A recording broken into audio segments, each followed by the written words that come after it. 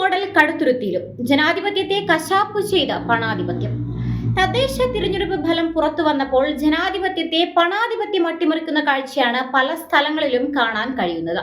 2025 പഞ്ചായത്ത് തിരഞ്ഞെടുപ്പിൽ കടുത്തുരുത്തി ഗ്രാമപഞ്ചായത്തിൽ ആകെയുള്ള 20 വാർഡുകളിലായി പോൾ ചെയ്തത് 18,075 വോട്ടുകളാണ്.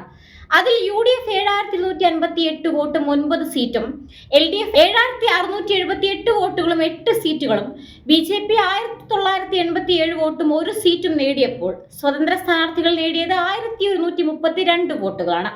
ഒരു വാർഡിൽ മത്സരിച്ച AAP സ്ഥാനാർത്ഥി 20 വോട്ടുകളും കരസ്ഥമാക്കി. സ്വതന്ത്ര സ്ഥാനാർത്ഥികളിൽ ജനകീയ മുന്നണിയുടെ ലേബലിൽ വിജയിച്ച 2 സ്ഥാനാർത്ഥികൾ നേടിയത് 657 വോട്ടുകളാണ്.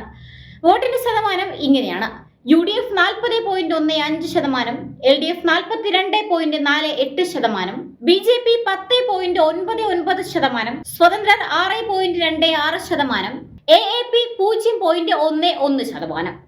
സ്വതന്ത്രർ ആകെ നേടിയ 6.26%, ജനകീയ മുന്നണിയുടെ വിഹിതം 3.63%. ഇവിടെ ജനാധിപത്യം എങ്ങനെയാണ് അട്ടിമറിക്കപ്പെടുന്നതെന്ന് പരിശോധിക്കാം.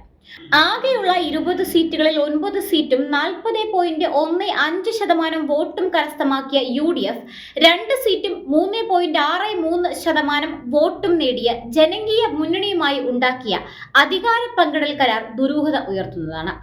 3 വർഷക്കാലം പ്രസിഡന്റ് സ്ഥാനം ജനകീയ മുന്നണിക്ക് ലഭിക്കുമ്പോൾ 4 ഇരട്ടി സീറ്റും 11 ഇരട്ടി വോട്ടും നേടിയ UDFന് കേവലം 2 വർഷമാണ് പ്രസിഡന്റ് സ്ഥാനം ലഭിക്കുക. ഇവിടെ 3:1:1 എന്ന അനുപാതത്തിലാണ് കരാർ ഉണ്ടാക്കിയിരിക്കുന്നത്. പ്രസിഡന്റ് സ്ഥാനത്ത് ജനകീയ മുന്നണിക്ക് 3 വർഷം, കോൺഗ്രസ് 1 വർഷം, കേരള കോൺഗ്രസ് 1 വർഷം. ഈ കരാർ പ്രകാരം ഏറ്റവും മാനക്കേട് ഉണ്ടായിരിക്കുന്നത് കോൺഗ്രസിനാണ്.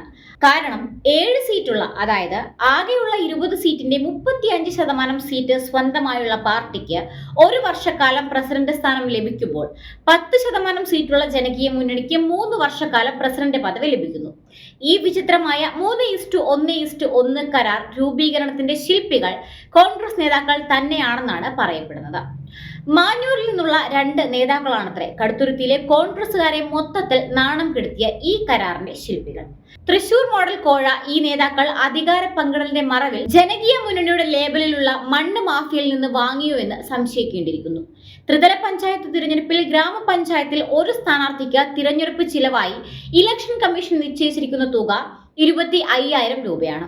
എന്നാൽ കഴിഞ്ഞ പഞ്ചായത്ത് തിരഞ്ഞെടുപ്പിൽ 8-9 വാർഡുകളിലെ ജനകീയ മുന്നണിയുടെ സ്ഥാനാർത്ഥികൾ ചിലവഴിച്ചത് ഇതിന്റെ 10 മടങ്ങാണ്. പണവും മദ്യവും കൂടാതെ തിരഞ്ഞെടുപ്പ് ചിഹ്നമായ കുടയും നൽകിയാണ് ഇവർ വോട്ടർമാരെ വിലക്കെടുത്തത്. ഇവിടെ അധികാരം പങ്കിടൽ കരാറിൽ ഇവർ വിലക്കെടുത്തത് കോൺഗ്രസ് നേതാക്കളെ തന്നെയാണ്. മണ്ണ് മാഫിയയിൽ നിന്ന് പണം വാങ്ങി മഹത്തായ ഇന്ത്യൻ നാഷണൽ കോൺഗ്രസിനെ കടുത്തുരുത്തിയിലെ ജനങ്ങളുടെ മുന്നിൽ ഇവർ നാണം കെടുത്തുകയായിരുന്നു. പണാധിപത്യത്തിന് മുൻപിൽ ജനാധിപത്യം വഴിമാറുമ്പോൾ ആത്മവിമർശനം നടത്തേണ്ടത് വ്യവസ്ഥാപിത രാഷ്ട്രീയ പാർട്ടികൾ കൂടിയാണ്. മഹത്തായ രാഷ്ട്രീയ പ്രസ്ഥാനങ്ങളെ ചിലരുടെ സ്വാർത്ഥ ലാഭത്തിനു വേണ്ടി അരാഷ്ട്രീയവാദികൾക്ക് മുൻപിൽ പണയം വെക്കുമ്പോൾ നമ്മൾ നഷ്ടമാക്കുന്നത് ആർഷഭാരതത്തിന്റെ പൈതൃകം കൂടിയാണെന്ന കാര്യം ആരും വിസ്മരിക്കരുത്.